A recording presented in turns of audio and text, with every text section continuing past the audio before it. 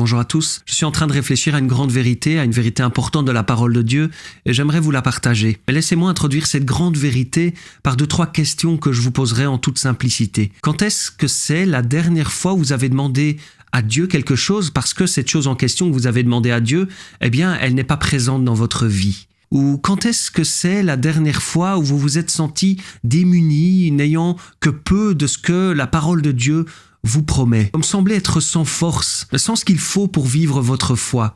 Quand est-ce que c'est la dernière fois que vous avez vécu ce sentiment ou cette chose dans votre cœur? Et ça vous pousse alors à crier au Seigneur, « Mais Seigneur, donne-moi ça. Seigneur, fais ça dans ma vie. » Ou « Seigneur, s'il te plaît, viens dans ma vie. J'ai besoin de toi. » Et plutôt que d'entrer dans des grandes questions théologiques aujourd'hui, pour répondre à cette grande vérité que je suis en train de découvrir, j'aimerais vous partager quelques versets qui pourront vous faire réfléchir sur notre façon de prier ou de réfléchir à la prière et à la demande qu'on adresse au Seigneur. J'aimerais vous donner 2-3 versets de la Bible qui nous invitent finalement à changer notre façon de demander et de prier. Et je vous mets alors en couleur les mots qui semblent importants dans ces versets et qui permettent ce changement. Et j'espère que ça va vous inspirer et j'espère que ça va vous bénir. Alors je vais vous laisser avec ces 2-3 versets, demeurer dans la bénédiction et à bientôt dans des shorts. La parole de Dieu est près de toi, dans ta bouche et dans ton cœur. Or, c'est la parole de la foi que nous prêchons.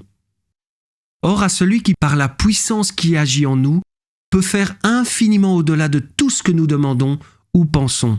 Sa divine puissance nous a donné tout ce qui contribue à la vie et à la piété, en nous faisant connaître celui qui nous a appelés par sa propre gloire et par sa vertu. Par elle, les promesses les plus précieuses et les plus grandes nous ont été données, afin que par elle, vous deveniez participants de la nature divine en fuyant la corruption qui existe dans le monde par la convoitise. C'est pourquoi je vous dis, tout ce que vous demandez en priant, croyez que vous l'avez reçu, et cela vous sera accordé. Béni soit Dieu le Père de notre Seigneur Jésus-Christ, qui nous a bénis de toutes sortes de bénédictions spirituelles dans les lieux célestes en Christ.